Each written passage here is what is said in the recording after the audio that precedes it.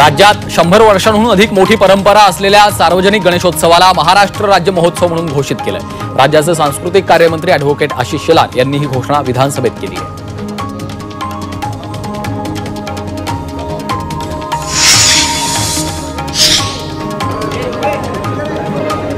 श्रीकांत शिंदे यांना नोटीस मिळाल्याच्या वक्तव्यावर मंत्री संजय शिरसाट यांनी खुलासा केलाय। श्रीकांत शिंदेंना नोटीस मिळाली की नाही माहिती नाहीये, त्यांना नोटीस मिळाल्याचं वाक्य माझ्या तोंडी घालण्यात आलं असं संजय शिरसाट यांनी म्हटलंय।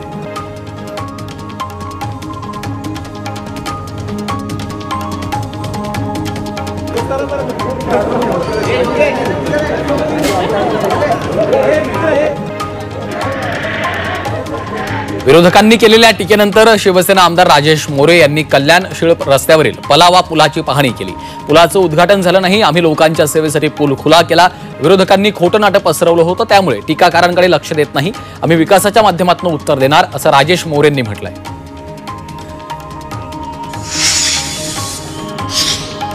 नवी मुंबईच्या नेरूळ विभाग कार्यालयावर मनसेनं शिट्टी वाजवा मोर्चा काढलाय। रस्त्यांची दुरवस्था, दूषित पाणी पुरवठा, वाहतूक कोंडी, प्रशासनाच्या निकृष्ट दर्जाच्या कामकाजाविरोधात हा मोर्चा काढलाय।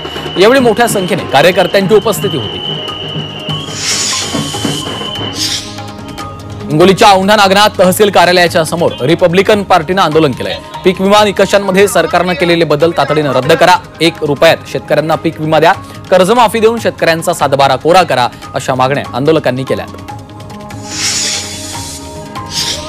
नाशिक शहरात पडलेल्या खड्ड्यांमुळे नागरिक त्रस्त झाले। शहरातील निमानी मध्यवर्ती बस स्थानकात 2 फूट खोल खड्डे पडले, त्यामुळे बस चालकांसह प्रवाशांना मोठा त्रास सहन करावा लागतोय। महापालिका याकडे कधी लक्ष घालेल असा सवाल नागरिक करतायत। चंद्रपुरातील वैनगंगा नदीला आलेल्या पुराचा अनेक गावांना फटका बसलाय। पुराचं पाणी आरमोरी मार्गावर असल्यानं मागील 10 ते 12 तासांपासून मार्ग बंद आहे। पोलिसांनी नाकाबंदी करून मालवाहक लहान वाहनांना जाण्यास बंदी केली, त्यामुळे वाहनांच्या लांबच लांब रांगा लागल्यात।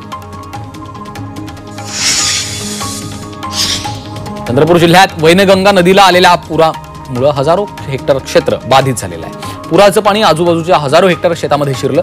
या पूर परिस्थितीचे ड्रोनच्या माध्यमातून घेतलेली ही दृश्य आहेत, त्यावरून पुरामुळे किती मोठं नुकसान झालेलं आहे हे स्पष्ट होत आहे। जळगाव जिल्ह्यातील यावलमध्ये महर्षी व्यास मंदिरात गुरुपौर्णिमा साजरी करण्यात आली आहे। गुरुपौर्णिमेनिमित्त मोठ्या संख्येनं भाविक महर्षी व्यासांच्या दर्शनासाठी गर्दी करतात, तर विविध कार्यक्रमांचं देखील आयोजन केलं जातं। कोल्हापुरात विद्येच्या मंदिरात अनोखी गुरुपौर्णिमा पार पडली। शाळकरी मुलांनी आपल्या पालकांचं पाद्यपूजन आणि औक्षण करून गुरुपौर्णिमा साजरी केली। आई वडील हेच आपले पहिले गुरु आहेत, याची जाणीव मुलांना राहावी या हेतूने शाळेकडनं हा उपक्रम राबवण्यात आला आहे। सुनील तटकरे यांच्या वाढदिवसाच्या निमित्तानं तटकरे कुटुंबीय एकत्र आलं। तब्बल 12 वर्षांनंतर सुनील तटकरे आणि अनिल तटकरे हे बंधू एकत्र दिसून आले, यामुळे तटकरे कुटुंबामध्ये आनंदाचं वातावरण आहे। तब्बल 13 वर्षांनी आज चंद्रपूर जिल्हा मध्यवर्ती सहकारी बँकेच्या संचालक पदासाठी निवडणूक पार पडतेय। जिल्ह्यातील 14 तालुक्यांमधील 14 मतदान केंद्रांवर मतदान पार पडतंय। जिल्ह्यातील प्रमुख राजकीय पक्षांकडून जोरदार प्रयत्न केले जात आहेत। बँक खात्यामध्ये बॅलन्स नसेल तर आता दंड बसणार नाही। देशातील आघाडीच्या बँकांनी खात्यावर किमान शिल्लक ठेवण्याविषयीचा नियम रद्द केल्याबद्दल माजी वित्तमंत्री पी चिदंबरम यांनी आनंद व्यक्त केलाय। इंडियन बँकेनं हा नियम मागे घेतला। याआधी Punjab national bank, bank of Baroda आणि कॅनरा बँक यांनी हा नियम रद्द केला होता। गणेशोत्सव ढोल वादन करणाऱ्या पथकांना पुणे महानगरपालिकेनं मनपाच्या मैदानावर सराव करण्यास यंदा परवानगी नाकारली आहे। गणेशोत्सव ऑगस्ट महिन्यात असतानाच हे ढोल पथक आतापासूनच रोज संध्याकाळी 7 ते 10 असा सराव करून परिसर दणाणून सोडतात। या आवाजाबाबत स्थानिक रहिवाशांकडून अनेक तक्रारी आल्या होत्या। नाशिकच्या सिंहस्थ कुंभमेळ्यासाठी 15,000 कोटींचा आराखडा नाशिक महापालिकेनं तयार केलाय। त्यामध्ये 1 रुपया देखील मिळत नसताना दुसरीकडे सार्वजनिक बांधकाम विभागानं कुंभमेळ्याच्या पार्श्वभूमीवर 2,000 कोटींच्या रस्ते कामाच्या निविदा काढल्यात, त्यामुळे महापालिकेची मोठी अडचण झाली आहे। सोशल मीडियावर धार्मिक भावना दुखावणं किंवा आक्षेपार्ह शब्द वापरणं आता महागात पडू शकतं। असं केल्यास अशा पोस्ट टाकणारे, फॉरवर्ड करणारे आणि त्या लाईक करणाऱ्यांवर सायबर पोलिसांचा वॉच असणार आहे। त्यामुळे कुठलेही शब्द वापरण्यापूर्वी काळजी घ्या असं आवाहन पोलिसांनी केलंय। संभाजीनगरातील धार्मिक स्थळांजवळची काही दुकानं हटवली आहेत। भर पावसात ही कारवाई सुरू होती। पदमपुरा ते पंचवटी चौकादरम्यान 8 ते 10 दुकानं जेसीबीनं पाडण्यात आली आहेत। काहींनी न्यायालयात धाव घेतल्यामुळे त्यांच्यावर कारवाई झाली नाही। संभाजीनगर महापालिकेनं 2 टप्प्यामध्ये थकीत मालमत्ता कराची वसुली सुरू केली। 15 जुलै ते 15 ऑगस्ट दरम्यान शास्ती से आजादी ही योजना राबवण्यात येणार आहे। या काळात एकरकमी थकीत कर भरल्यास शास्तीमध्ये 90% सूट मिळणार आहे। राज्यात मराठी विरुद्ध अमराठी वाद सुरू असताना सांगलीमधील मिरजेत एका फलकानं सर्वांचं लक्ष वेधलं। मी महाराष्ट्रात राहणारा पंजाबी, मी मराठीतच बोलतो अशा आशयाचं फलक एका पंजाबी व्यक्तीनं झळकावलंय। यामुळे दलजीत सिंग रामगाडिया या पंजाबी नागरिकाचं मिरजकरांनी कौतुक केलंय। नाशिक जिल्हा परिषदेच्या महिला कर्मचाऱ्यांच्या लैंगिक छळा प्रकरणाची राष्ट्रीय महिला आयोगानं दखल घेतली आहे। विशाखा समितीकडनं चौकशी सुरू असतानाच राष्ट्रीय महिला आयोगानं दखल घेतली। पीडित महिलांना संरक्षण देण्याच्या तसंच पुढील 3 दिवसात चौकशी अहवाल सादर करण्याच्या सूचना आयोगामार्फत देण्यात आल्या।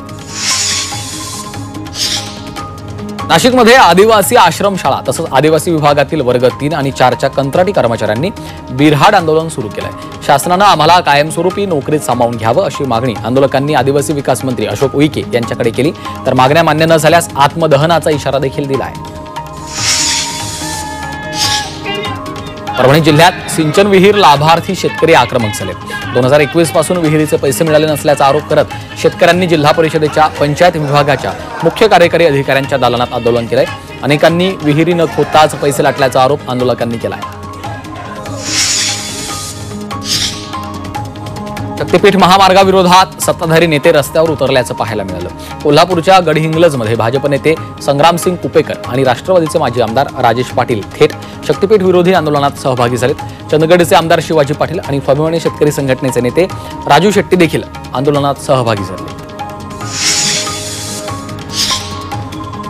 नाशिक शहरात जलकुंभ कामांचा प्रश्न मार्गी लागलाय। 2 अभियानांच्या अंतर्गत 305 कोटींच्या पाणीपुरवठा योजनेला सुधारित प्रस्तावाला स्थायी समितीनं मान्यता दिली आहे। त्यामुळे सिंहस्थापूर्वी पाणीपुरवठ्याच्या कामांना वेग येणार आहे। भंडाऱ्यात पावसाचा जोर ओसरला असला तरी पूरस्थिती मात्र कायम आहे। भंडारा जिल्ह्यातील नदी नाले ओसंडून वाहत आहेत तर काही गावांचा संपर्क तुटलाय। भंडारा जिल्ह्यात पावसानं हाहाकार माजवला। ड्रोन कॅमेऱ्यातनं टिपलेल्या दृश्यांमधून भंडाऱ्यातील पुराची भीषणता कळते। चंद्रपूरच्या ब्रह्मपुरी भागातील गोसेखुर्द धरणाच्या पाण्यानं आणि वैनगंगा नदीला आलेल्या पुरामुळे शेतकऱ्यांचं मोठ्या प्रमाणावर नुकसान झालं। शेतकऱ्यांच्या नुकसानीचं सर्वेक्षण करून मदत मिळवून देणार असल्याची प्रतिक्रिया काँग्रेस नेते विजय वडेट्टीवारांनी दिली आहे। गेल्या काही वर्षांपासून हवामान विभागाचे अंदाज हा चर्चेचा विषय आहे। गेली 2 वर्ष पावसाचे बहुतेक अंदाज चुकलेत। माहिती अधिकारातनं मिळालेल्या माहितीनुसार हवामान विभागाच्या अंदाजाची अचूकता 50% देखील नाही। हवामान विभागानं मुंबईसाठी दिलेले अंदाज देखील अनेकदा चुकलेत। चंद्रपूर जिल्ह्यात पावसाचा जोर कायम आहे। संततधार पावसामुळे कोरपना तालुक्यातून वाहणाऱ्या पैनगंगा नदीला पूर आलाय। त्यामुळे चंद्रपूर गडचांदूर मार्ग बंद झालाय। पावसाची संततधार अशी सुरू राहिली तर शेकडो हेक्टर शेती पाण्याखाली जाण्याची शक्यता आहे। अहिल्यानगरात ग्रामविकास मंत्रालयाच्या नावे बनावट शासन आदेश काढल्याचा धक्कादायक प्रकार घडलाय। या प्रकरणी कोतवाली पोलीस ठाण्यात गुन्हा दाखल करण्यात आला। गावातील कामं मिळवण्यासाठी ठेकेदारानं ही बनावट कागदपत्र बनवल्याचं कळतंय। अंबरनाथ शहरातील मोरीवली नाका या परिसरात नगरपालिकेच्या शौचालयाची अवस्था अतिशय बिकट झाली आहे। या ठिकाणी मोठ्या प्रमाणात नागरिक येत असतात मात्र त्यांचे हाल होत आहेत। म्हणून तत्काळ या शौचालयाची दुरुस्ती करावी अशी मागणी नगरपालिकेला करण्यात आली आहे। पिंपरी चिंचवड शहरातील रस्त्यांची अवस्था अत्यंत दयनीय झाली आहे। पावसाळ्यापूर्वी रस्ते दुरुस्तीची सर्व कामं पूर्ण केल्याचा दावा महापालिकेनं केला होता मात्र हा दावा फोल ठरलाय। खड्ड्यांमुळे अपघातांचा धोका वाढला तर आहेच पण नागरिकांना मणक्याचे आजारही होऊ लागले। सांगलीच्या वाळवा तालुक्यातील ऐतवडे इथं स्मशानभूमीची आणि रस्त्याची दुरवस्था झाली आहे। या स्मशानभूमीला धड रस्ता नसल्यानं ग्रामस्थांना चिखलातून वाट काढत जावं लागतं। स्मशानभूमीवरील पत्रे पूर्ण गंजून गेली आहेत। त्यामुळे पाऊस सुरू झाला की मृतदेहावर अंत्यसंस्कार करणं अवघड झालं। बोरीवली वेस्टर्न एक्सप्रेस हायवेवर दहिसरकडे जाणाऱ्या लेनवर एका मिनी लिफ्टिंग ट्रेनला आग लागली। पहाटे 4च्या दरम्यान ही घटना घडली। ट्रेनला आग लागताच चालकानं उडी मारून आपले प्राण वाचवले। अग्निशामक दल घटनास्थळी पोहोचेपर्यंत ही मिनी क्रेन जळून खाक झाली। नवी मुंबईच्या वाशी रेल्वे स्थानकाबाहेर रघुलीला मॉलच्या समोर एका व्यक्तीवर दगडानं हल्ला करण्यात आला। यामध्ये तो व्यक्ती गंभीर जखमी झालाय। त्याला उपचारार्थ रुग्णालयात दाखल केलं। या प्रकरणी पोलिसांचा तपास सुरू आहे। पुणे शहरालगतच्या वाघोली उपनगरात चोऱ्यांचं प्रमाण वाढलंय। आरव फ्लोरिस्ट या सोसायटीत 8व्या मजल्यावरील घराचं कुलूप तोडून चोरी करण्यात आली। या प्रकरणी पोलिसांनी रात्रीची गस्त वाढवावी अशी मागणी नागरिकांकडून करण्यात आली आहे। नाशिकात एक धक्कादायक प्रकार घडलाय। पेट्रोल पंपावर दगडफेक करून दहशत निर्माण करणाऱ्या आरोपीला अखेर पोलिसांनी अटक केली। नाशिकच्या गुन्हे शाखा युनिट 2च्या टीमने ही कारवाई केली। आरोपीनं पेट्रोल पंप जाळण्याची धमकी देत पंपावर दगडफेक करून पळ काढला होता।